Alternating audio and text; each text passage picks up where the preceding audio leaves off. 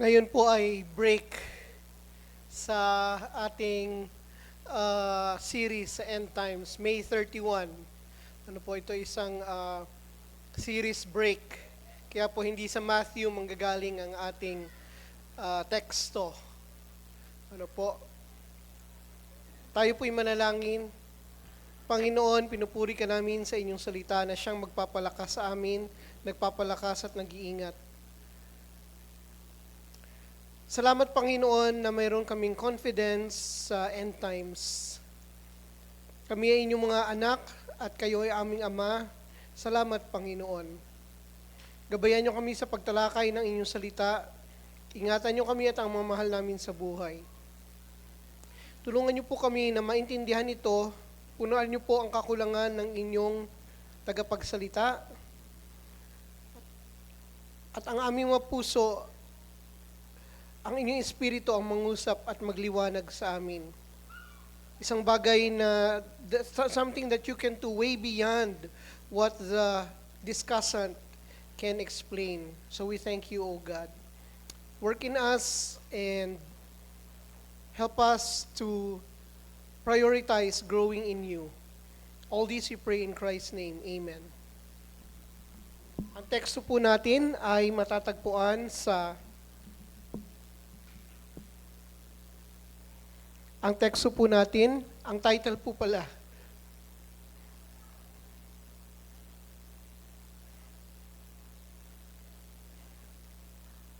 ay God's Love for His Children. May kinalaman pa rin po ito sa end times. Ano po? Basahin po natin yung 1 John 3, 1-3. Sinadya ko po na kunin sa King James Version ang talatang ito. Kaya basahin po natin. Behold what manner of love the Father has bestowed upon us, that we should be called the sons of God. Therefore the world knoweth us not, because it knew Him not. Beloved, now are we the sons of God, and it doth not yet appear what we shall be. But we know that when He shall appear, we shall be like Him. For we shall see Him as He is. And everyone who has this hope in Him purifies himself, just as He is pure.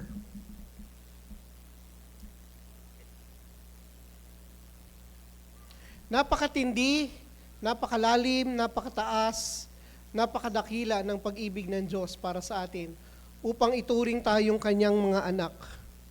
Ano po? Gaya po ng sinabi ng unang talata, 1 John 3 verse 1, Behold, what manner of love the Father has bestowed upon us, that we should be called the sons of God. Therefore the world knoweth us not, because it knew Him not. Alam niyo po, napakadakila ng talatang ito na may kanta pa dito. Ano po, hindi ko nakakantahin. Pero ang bala ko po, ituturo ko itong talatang ito sa aking mga anak sa magitan ng isang awitin. Ano po, alam niyo po maraming mga talata sa Bible na ginawang awit. Kaya po dapat tayong mga magulang, siguro ang pwede nating gawin ay turuan ng ating mga anak ng mga talatang ito sa magitan ng awit. Ano po? Alam niyo po, throughout the ages, chants and songs were the reason why people were able to memorize long stretches of text. Ano po, mga mahabang teksto ay na-memorize ng mga tao. Ito ay dahil ginagawa nilang kanta. Ano po, kaya po ito isa sa mga kantang ito yung mga medyo nakakatanda na sa inyo. Mga nabuhay noong 1970s, early 80s, malamang alam nyo yung title na, yung tono ng kanta para dito. Ano po, napakaganda. At napakadakila nga po talaga, napakalalim, napakataas ng pag-ibig ng Diyos para sa atin, na tayo ay ituring na Kanyang mga anak. Ano po, maraming tao sa mundong ito nagpapakilala na anak ng kung sino-sino. Ano po, naalala ko, Ito hindi naman sana naninira ako, no? Merong isang taga-Ateneo na bata na college student, high school college. Nung hinuli siya ng mga pulis sa daan, yung parang traffic violation. Ang sabi niya doon sa mga humuli sa kanya, anak ako ni Congressman Paras. Tapos yun, dumire-diretso na siya. Pinagmamayabang niya yung pagiging anak ni Congressman. Congressman pa lang yun, hindi pa senator. Pero paano na lang kaya kung yung pinakadakilang being sa buong sangnilikha in all the universe would consider us His children. Napakadalas po dahil madalas itong binabanggit, we take this for granted. We take this for granted. Pero kapag kayo po ay nag-mission at pumunta kayo sa ibang lugar na hindi Christianity yung dominant religion, people will find it ridiculous to be called children of God, to be called sons of God. Alien yung concept sa kanila. Diyos yan bakit ka ituturing na anak niya? Hindi ka naman Diyos. Bakit ka ituturing na anak ng Diyos? So yung pong sa ibang relihiyon, sa ibang mga paniniwala, all throughout the ages, wala po yung ganyang konsepto. Nabanggit ko po sa inyo na nagtuturo ako ng panitikan, nagtuturo ako ng literatura, nagtuturo ako ng literature. At pinag-aralan ko na po yung ancient literature, Epic of Gilgamesh, the tragedy of Rustam and Sorab. Napakarami ko po mga inaral na mga panitikan, Gitanjali, Nasadiya, Sukta. Inaral ko yung sa Indian, inaral ko yung Mesopotamian, inaral ko yung Persian, mga pieces of literature. Alien talaga sila yung idea na tayo ay pupunta sa langit. At mas lalong alien yung idea na tayo ay na ang isang ordinaryong tao ay ituturing na anak ng Diyos with all the rights and privileges of a son of God. Imposible sa kanila yon. It's very alien. In fact, the only belief system that came up with this was Christianity. Medyo ginaya ng Islam yung pagpunta sa paraiso. Pero wala pong ganong relihiyon na yung idea na pupunta tayo sa tahanan ng Diyos. Diyos yun Ikaw tao ka, bakit ka pupunta doon? Ganon po ang pag-iisip. Sa Islam, ang ginaya lang ay yung pagpunta sa langit, pero kontrang-kontra sila sa idea na sons of God tayo, children of God tayo.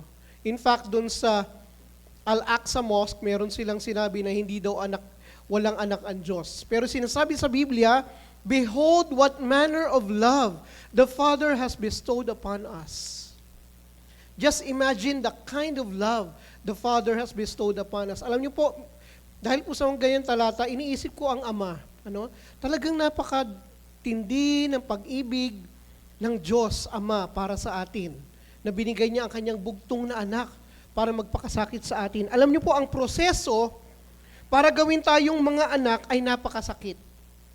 Ang proseso na pinagdaanan ng Diyos para gawin tayong mga anak ay napakasakit. Bakit po? Dahil nga napaka-imposible. Totoo, imposible na ang isang ordinaryong tao ay maging anak ng Diyos. In fact, yung pong nakaranas sa inyo na mag-adopt legally ng isang bata, malalaman nyo na napakahaba ng proseso. Kailangan mo ng abogado, kailangan mo ng kung ano-anong dokumento, kailangan mo ipakita, kailangan mo nga na psychiatrist Una-una, kailangan ipakita mo na karapat-dapat kang mag-ampon ng anak. Kasi hindi lahat ng tao pwedeng mag-ampon ng anak. Kailangan ipatunayan mo sa isang psychiatrist na you are in good mental condition. Ikaw at ang asawa mo. You should be in good mental condition to adopt a child. At napakarami pa pong proseso dito sa Pilipinas, sa bansa natin, para ang isang tao ay makaampon ng isang anak.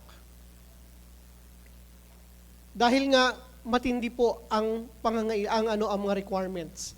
Paano na lang yung requirements ng isang banal na Diyos upang gawing anak ang mga makasalanang tao?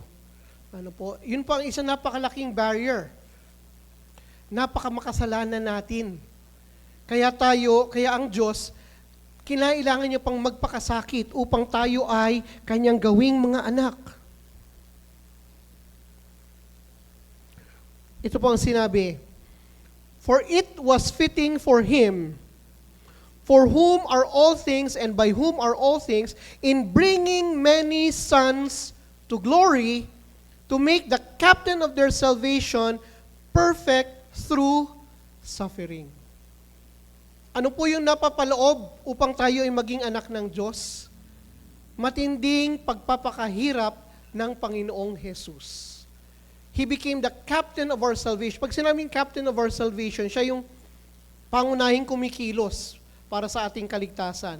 At kailangang maging perfect siya. Ano po? Although perfect ang Panginoong Jesus in the sense of His morality, perfect na tinutukoy dito yung appropriate, yung tugmang-tugma. Tugmang-tugma na tayo, na si Kristo ay maging primary person para tayo ay maligtas sa pamamagitan ng kanyang pagpapakasakit.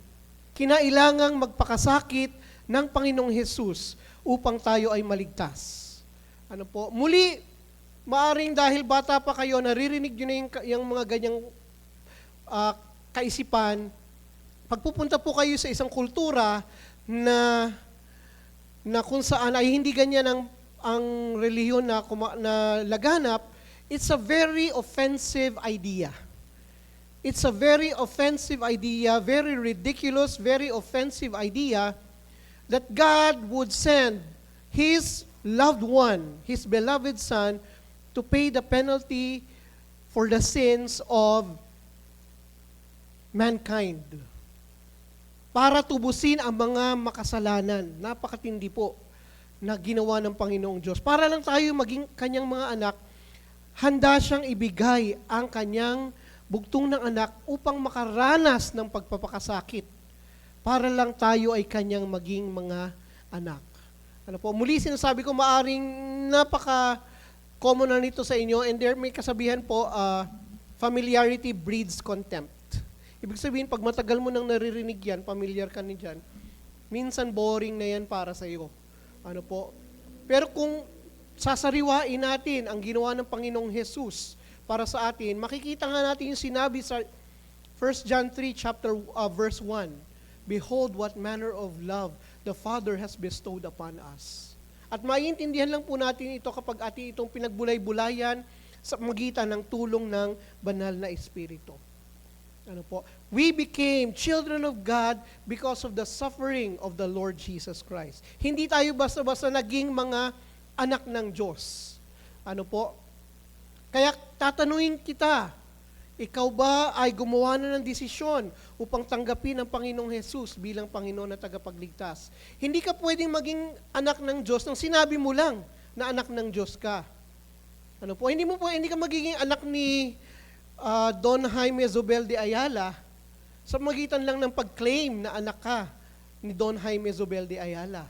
Walang naging anak ni Don Jaime Zobel de Ayala sa magitan lang ng pag-claim na sila ay anak nung napakayaman na yon. Ganon din po, paano na lamang sa pagiging anak ng Diyos? Hindi po lahat ng tao sa mundo ay anak ng Diyos. Ano po? Ang sinabi sa sa John chapter 1 verse 12, but as many as received Him, to them He gave the right to become children of God. Ito po ang ginawa ng Panginoong Jesus. Therefore, when He came into the world, He said, sacrifice and offering you did not desire, but a body you have prepared for me. Alam niyo po kung ang Panginoong Jesus, bilang Logos, bilang eternal Word of God, bilang eternal Logos, hindi mo siya maipapako sa krus, kasi Espiritu siya.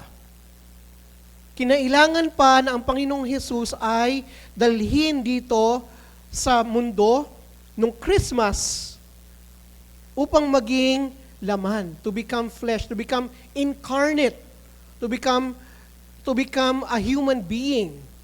Ano po? In order for Him to be able to accomplish what we had in Hebrews chapter 10, after 2 verse 10. So yun pong Hebrews chapter 10 verse 5, yan ang paliwanag, yan ang paraan upang maisakatuparan yung Hebrews chapter 2 verse 10.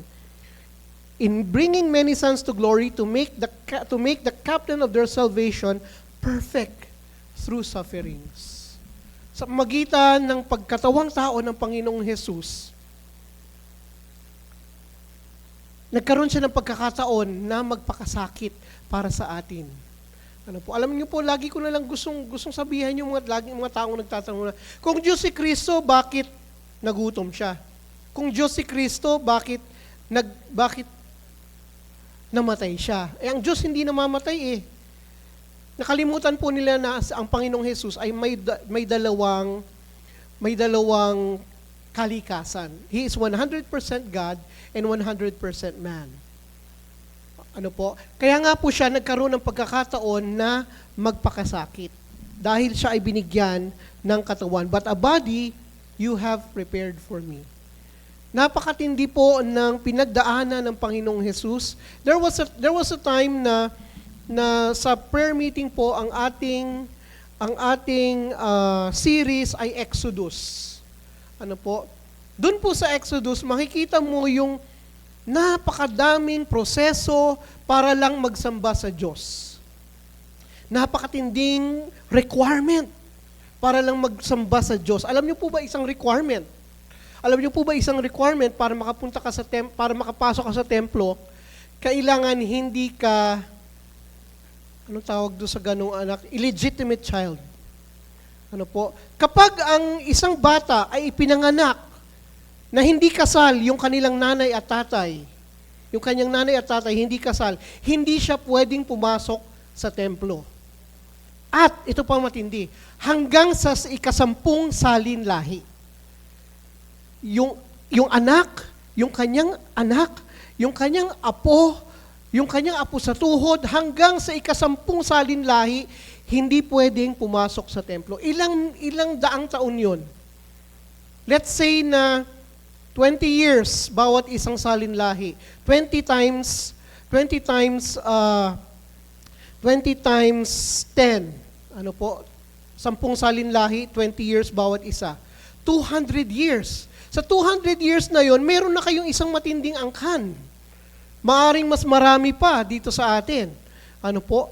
Yung buong angkan ninyo, hindi pwedeng pumasok sa templo. Ano po? Dahil dun sa nangyari dun sa batang iyon, na ipinanganak siya na yung kanyang nanay at tatay ay hindi kasal. Ganun kabanal ang templo noon. At yun pong Exodus, yan po ay naglalarawan ng matinding kabanalan ng Diyos, matinding kondisyon para makalapit sa Diyos. Basahin niyo po yung Exodus, yung after na nung mga kwento na umalis sila sa Ehipto. Pag binasa niyo po yung sunod-sunod na yon, napakaraming requirement, napakaraming pagbabawal, napakaraming balakid upang tayo ay pumunta sa templo na siyang tahanan ng Diyos. Ano po? At napakatindi ng balakid upang tayo ay maging anak ng Diyos. Yan pong lahat ng bagay na iyan ay dinaanan ng Diyos. God satisfied all those requirements illustrated in the book of Exodus in order for us to become children of God. At ang highlight po ng sa templo na yan ay yung sacrifice nung tupang banal na banal. That is the highlight of temple worship. At ganun din po ang naging highlight ng pagligtas sa atin ng Panginoong Jesus, that He died and rose again in order for us to become children of God. Ano po? Alam niyo po,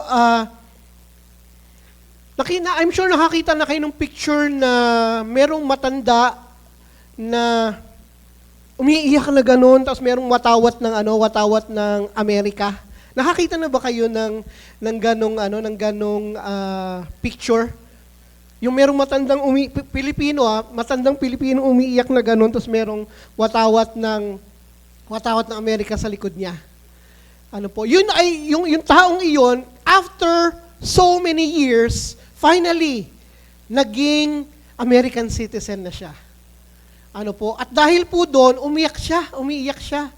Ano po, maraming ganong cases, na yung mga veterans, at saka yung iba pang mga Pilipino, na after so many years, na sinusubukan nilang, pinipilit nilang maging American citizen, finally, after nilang mag-pledge of allegiance to the flag of the United States and the republic that it represents, one God, one nation under God, whole and undivided, with justice and, alam po ni Kuya Danny yun, hindi ko alam, for all. Ano po, after niyang sabihin yon, bigla siyang iiyak. Ano po, kasi alam niya yung pinagdaanan niyang proseso upang maging American citizen. Ano po, paano na lang yung ginawa ng Panginoong Jesus para tayo maging anak ng Diyos. Let us never take for granted the fact that we are children of God. Yan pong ating pagiging anak ng Diyos, yan po ay nag-uugat sa matinding pag-ibig ng Ama para sa atin na binigay niya ang kanyang bugtong na anak na nagkatawang tao upang siya ay maging ating kaligtasan. For God's will was for us to be made holy by the sacrifice of the body of Jesus Christ once for all time. Alam niyo po, sa mga taong sinasabi nila na hindi naman ako napakasama para mapunta sa impyerno. Ano po, gusto ko pong sinasabi ko po sa kanila na ikaw, para makapunta ka sa langit, kailangan yung kabanalan ng Diyos, ganun ka din kabanal. You cannot go to heaven unless you have the same level of holiness that God is. And that's impossible. That was only made possible because of the sacrifice of the body of Jesus Christ, once for all time. We became children because of God's love for us.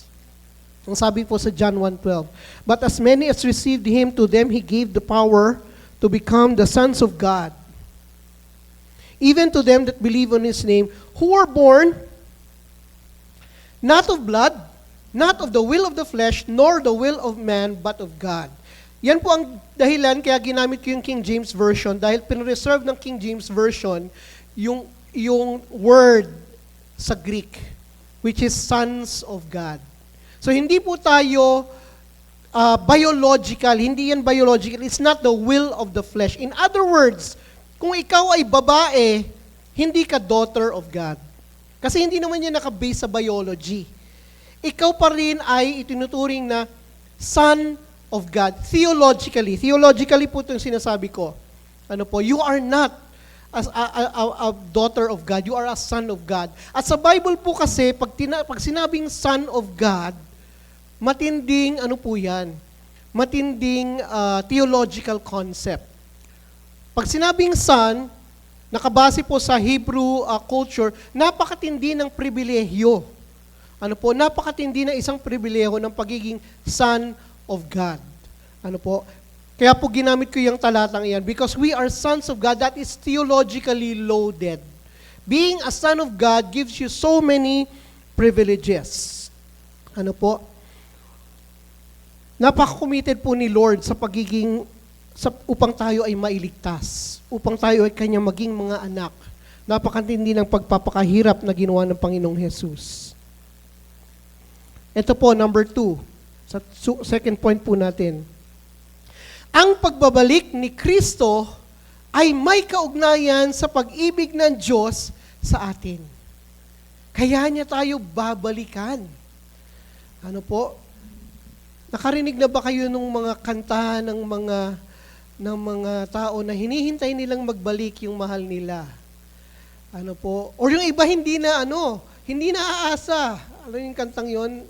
Kapanahonan namin, di na ako aasang muli na ikaw ay babalik. Di na ako aasa pang muli na ikaw ay babalik. Nag-give up na siya. Ano po? Sumaaring hindi talaga nagmamahal sa kanya, nagmamahal sa kanya. Meron po akong tinuturong kanta sa klase ko na pinapatranslate ko sa English. Yung kantang, kung alam ko lang na may iba ka palang minamahal, di na sana ako naghintay sa iyo ng ganun katagal. Alam niyo po, ginagamit ko yung ano na yon, yung kantang yon, pinapatranslate ko sa English, tapos hirap na hirap silang i-translate sa English. Ano po? Kasi yung kahulugan, yung pong mga kinatawag na conditional, yung mga if at kung, ay ibang-iba sa Tagalog, ibang-iba sa English. Ano po? Alam po natin na ang Diyos ay nagmamahal sa atin. Kaya hindi natin kailangang mag-give up sa paghintay sa Kanya. Dahil po, babalikan niya tayo. Ano po? Babalikan niya tayo. Alam niyo po, napakaraming ganong kwento na yung isang pelikula ni Chris Aquino, may nangako sa kanya na babalikan siya. Horror movie yun eh. Horror movie yun, yung parang lola niya, kamukhang-kamukha niya. Tapos may nangako na babalikan siya. Kaya nung bumalik si Chris Aquino dun sa bahay, binalikan. Ano po, maraming ganong kwento na hanggang ganun lang, hanggang kwento lang, walang laman, walang kabuluhan, gawa-gawa lang ng tao. Ano po? Kaya po pumapalya. Pero ang pag-ibig ng Diyos sa atin ay napakatindi. Ang kanyang pangako ay hindi mapuputol. Ang kanyang pagmamahal sa atin ay napakatindi. Hintayin po natin ang pagbabalik ng Panginoong Hesus. Ang sabi ng Panginoong Hesus,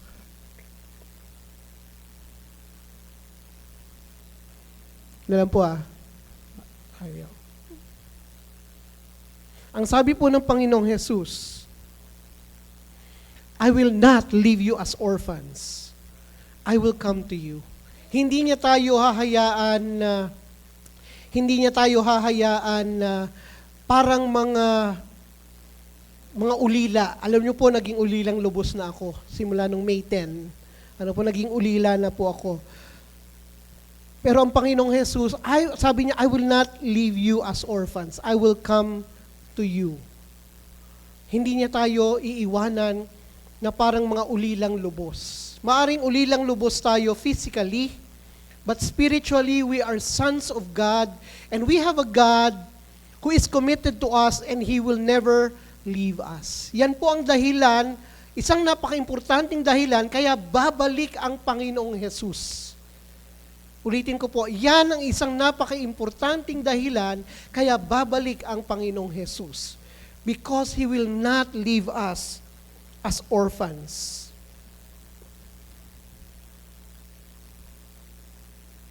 Ang sabi po sa 1 John chapter 3 verse 2, Beloved, now are we the sons of God, and it does not yet appear what we shall be, but we know that when He shall appear, we shall be like Him. For we shall see Him as He is. We shall see Him as He is. When He shall appear, pag bumalik na ang Panginoong Jesus, we shall be like Him. Magiging kagaya niya. Hindi, sabi ni John, hindi pa natin alam kung ano magiging itsura natin, kung ano magiging katangian natin, kung ano yung detalye ng pagiging kagaya niya. But we know that when He shall appear, we shall be like Him, for we shall see Him as He is. Alam niyo po, to be like Jesus is the prime reason God saved us. To be like Jesus is the prime reason God saved us. Jesus is the most admired person in the world. But I realized that Jesus Christ is also the most admired person in the entire universe. Jesus Christ is the most admired person to become in the entire universe. Mayroon po ba kayong artista or celebrity na ina-admire ninyo, na gusto nyo maging kagaya niya, maging kamukha niya? Ano po, nung panahon ko po, ang gusto kong maging kamukha si Pierce Brosnan. Ayan, gusto pong maging kamukha ni Pierce Brosnan. Gusto kong maging kamukha ni Hugh Grant. Ayan, baka hindi nakilala ng mga kabataan ngayon, Pero yun po, sila yung pinakagwapo noon. At ang gusto ko naman na pinakasiga, maging kagaya ni Bruce Willis. Ayan po, si Bruce Willis, ilang beses nang binaril, nahulog na sa building, buhay na buhay pa rin. Ano po, marami nang tumulong dugo, buhay na buhay pa rin. Doon sa pelikulang Die Hard. Ano po, meron ba kayong kilalang tao na gusto nyong maging kagaya niya? Dahil ina-admire siya ng maraming tao. Well, there is this one person admired by the entire world and admired by the entire universe. And this is the good news. God will turn you to become like that person. He will make you to become like the most admired person in the world. How would you like to look like Pierce Brosnan? How would you like to look like Hugh Grant? How would you like sa mga kababaihan, how would you like to look like Catherine Zeta-Jones? Sa Pilipinas, si Marian Rivera na kahit anong anggulo maganda. Diba? Yung nakakaiba kay Marian Rivera, kahit anong anggulo ang ganda-ganda niya. Ano po, gusto niyo bang maging kamukha niya? Well, God has a much greater plan for you to make you the kind of person who looks like the most admired person in the entire universe, the Lord Jesus Christ. By the way, kapag sinabing to become like the Lord Jesus Christ, hindi po nangangahulugan na maglalakad ka ng mabagal.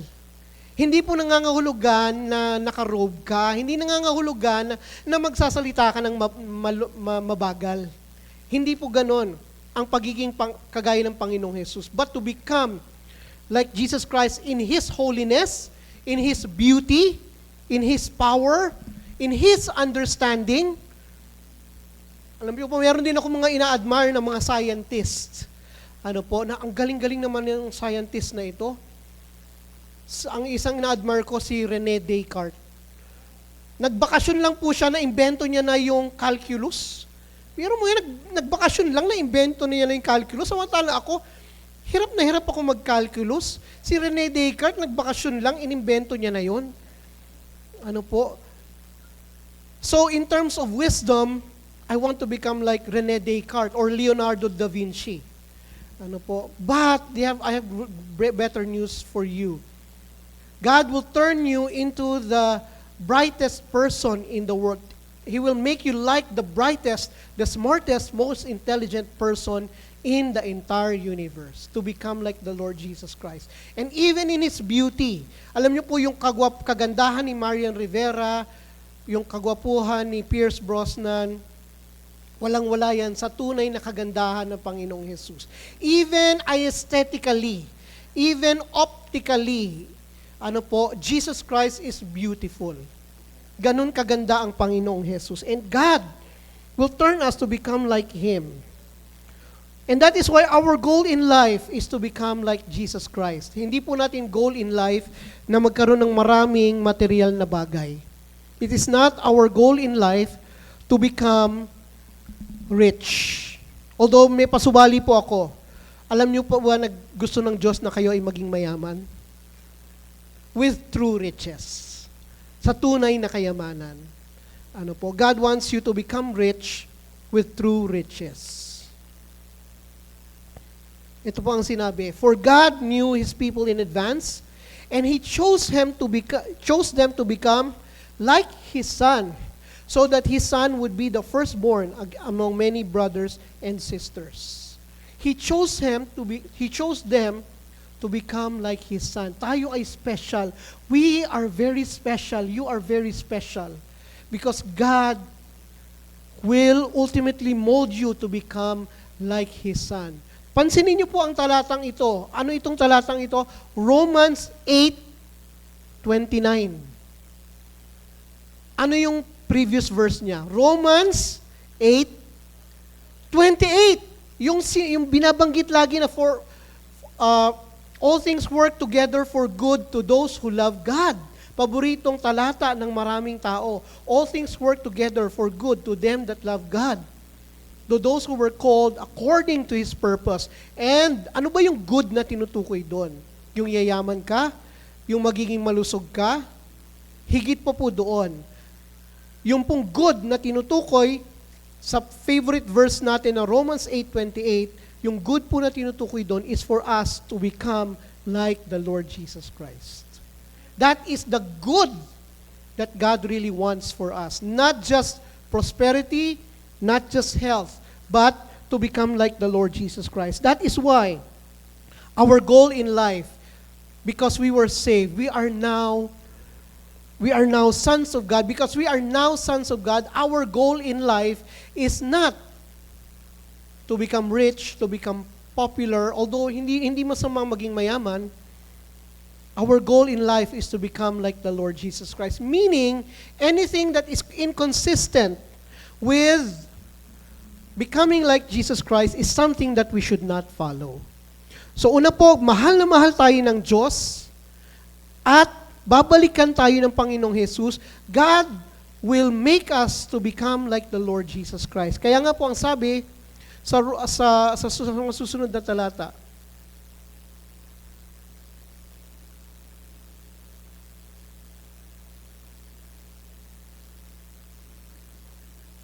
ano po ang ating tugon? Ito po ang sinabi sa sa 1 John chapter 3 verse 3. And everyone who has this hope in Him purifies himself, just as He is pure. Alam niyo po yung mga pag-aaral natin ng end times, ang pagbabalik ng Panginoong Jesus, may application po yan.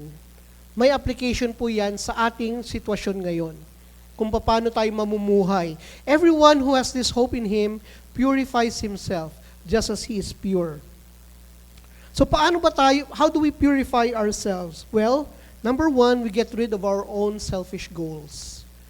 Hindi na yung sarili nating goals ang priority natin. Hindi masama na magkaroon tayo ng goals in life. Pero ang priority natin ay ang Panginoong Jesus. If our goals, if achieving those goals are done contrary to the Lordship of Christ, that is not something that we should not do. We get rid of our selfish goals. Alam niyo po kung paano alagaan ang pisikal na katawan, ganun din po ang pag-aalaga sa buhay espiritual. Marami pong parallel na makikita upang sa pag-aalaga ng ating pisikal na katawan, sa pag-aalaga ng ating buhay espiritual. Unang-una po, kailangan nating bantayan ang ating buhay. Huwag po natin hayaan na may mga pumapasok na kung ano-ano sa ating buhay na maaring makasira sa ating relasyon, sa ating Diyos bilang kanyang mga anak. As sons of God, we must guard our lives. Maaring may ialok sa iyo na negosyo, may maaring ialok sa iyo na ganitong bagay, kaso nga lang, merong hitch. Kailangan gawin mo to, gawin mo yung ganyan. If it is contrary to the kind of thing that makes us children of God, sons of God, hindi natin dapat bigyan ng puwang ito sa ating buhay. Gawin natin yung nagpapalakas sa atin. Gawin po natin yung mga nagpapalakas sa atin. Ano ba yung mga nagpapalakas sa atin physically? Exercise. Ewan ko kung sa inyong mga kalalakihan, kung nakakatanggap din kayo ng sunod-sunod na commercial sa YouTube, yung chair tai chi. Ano po? Ewan ko kung nakakatanggap yung mga kalalakihan natin, lalo na yung above 50 years old. Yung commercial ng chair tai chi. Ano po, na uupo ka lang, hindi mo kailangan tumayo, hindi mo kailangan tumakbo, 30 days lang daw, hindi ka na daw makikilala ng asawa mo. Ganon katindi yung pagbabago mo. Chair tai chi lang. Ewan ko, hindi ko pinapatulan. Ano po? Pero ano po ba yung mga kailangan pa natin gawin para maging malakas tayo? Ano po, kailangan talaga ng exercise. Spiritually, how do we exercise? We study God's Word, we pray, we fellowship with other believers, we take part in God's work. Those are the things that help us exercise. Alam niyo po, nabanggit ko na sa inyo dati, dahil sa kakulangan ng exercise sa akin, nag-basketball po kami, ang score po namin ay 0-0 pa lang, hapong-hapo na ako. Ganun po kakulang yung exercise sa akin. Ano po, samantalang noon, Kayang-kaya ko yung ganyan. Sinubukan ko po sa swimming pool, yung ginagawa ko nung binata pa po ako, yung tinatawag na tumble turn. Yung ginagawa ng mga atleta, yung magsuswimming sila na gano'n, tapos bigla silang iikot. Gaganon, tapos biglang ikot, tapos tatakbo na gano'n. Ginagawa ko po yun noon, tinatawag na tumble turn. Iikot ka, tapos gaganon ka. Tapos dediretso ka na ng swimming. Kayang-kaya ko po yun nung binata ako. Ngayon po hindi ko na kaya. Yung mismo pag ganun pa lang, hindi ko na kaya. Hindi ko na kayang buuin yung pagbalik ko na gano'n. Hindi ko na kaya kasi kulang na po ako sa exercise. Pero meron po tayo ditong mga churchmate na, wow, dun sa bowling, ang taas-taas ng score. Pagpakinggan mo yung pagtapon nila ng bola, ang bigat-bigat ng bola, pero pag magtapon siya ng bola, parang kala mo binata. Pero samantalang mas matanda pa sa akin ng ilang taon. Ano po? Dati parang yung huling beses na gumagamit ako ng 14 pounds ba yon? Kayang-kaya ko. Ngayon hindi ko na kayang magtapon ng 14 pounds. Nagtsatsaga ako doon sa 10 pounds na bowling ball. Pero siya, kayang-kaya niya magtapon. Ano po? Nakakatuwa yung maganong tao na dahil sila ay nag-exercise, dahil inaalagaan nila ang kanilang katawan, patuloy pa rin po silang malakas. Ganun po tayo spiritually dapat. We need to exercise ourselves in order for us to remain pure. Pangalawa, susunod po, aralin natin ang mga prinsipyo na tutulong sa atin na maging pure or busilak. Alam niyo po, marami sa atin nag-aaral ng mga bagay tungkol sa health. Yan po ang isang bagay na dapat matutunan ng maraming Pilipino na hindi alam ng ating mga lolo at lola noon. Marami na tayong alam tungkol sa kalusugan ngayon na hindi alam ng ating mga lolo at lola noon. At dahil po dyan, marami na po sa atin ang nanatiling malusog. Marami pong mga bata maraming bata ngayon na kung nabuhay sila noong 1980s, patay na sila. Na bagamat noong 1980, kung yung batang yan, nabuhay yan noong 1980s, patay na agad yan. Pero buhay pa rin ngayon at lumalakas pa. Bakit? Dahil marami na tayong kaalaman tungkol sa kalusugan. So, paano yun i-apply sa ating spiritual life? Kailangan nating mag-aral ng salita ng Diyos. Yun po ang health benefits. Kung meron ka pong spiritual health tips, yan po ang salita ng Diyos sa ating buhay. And finally, huwag tayong maging tamad sa ating buhay espiritual. Alam niyo po, meron akong nadaan ng tip galing sa Cambridge University. Our prime time in our day is the first hour of our day. Yung pong unang oras ng pagkagising ninyo, yun ang pinaka-importanting oras ng inyong buong araw. What you do in the first hour of your day sets and defines the kind of day that you will have. What you do in the first hour of your day will define what kind of day you will have. Kaya nga po, ang sinasabi doon sa tip na iyon, kung ano yung pinaka-importante sa buhay mo, yun ang gagawin mo sa unang oras ng araw mo. And bilang mga anak ng Diyos, as sons of God, the most important in our lives is our relationship with God. That's why I encourage you to spend the first hour of your day not on gadgets, but on the Word of God. That will set the kind of day that you will have. Kung ano po yung pinaka-importante sa inyong buhay, yun po ang gawin ninyo sa unang oras. I'm sure makaka-relate kayo sa akin na kapag gumising ako, social media agad yung kinuha ko, gadget agad. Hanggang buong araw, tamad yung kilos ko. Ano po, kapag yung gumising ako, tapos YouTube, TikTok, Facebook, agad yung tiningnan ko, pagdating ng buong araw, kilos tamad po ako. Pero kapag gumising po ako at manalangin at nag-aaral ng salita ng Diyos, mas perked up yung aking araw. Mas seryoso. Mas nakakalaban ako sa tukso. Mas nagagawa ko yung mga dapat kong gawin. Dahil po yung unang oras ko ay inilaan ko sa pananalangin at sa pag-aaral ng Diyos, ng salita ng Diyos. Pero kapag yung unang oras ko, pagising ko, social media agad, asahan mo buong araw, tamad na tamad ako. Ano po? And everyone who has this hope in Him purifies himself. Tayo po'y manalangin. Father, we thank you that you truly love us so greatly. We thank you that the Lord Jesus Christ will come back and make us to become like Him. At Panginoon, ito po ang aming tugon. We will purify ourselves. We will live for you, O God. So help us to use our time for you. All this we pray in Christ's name. Amen.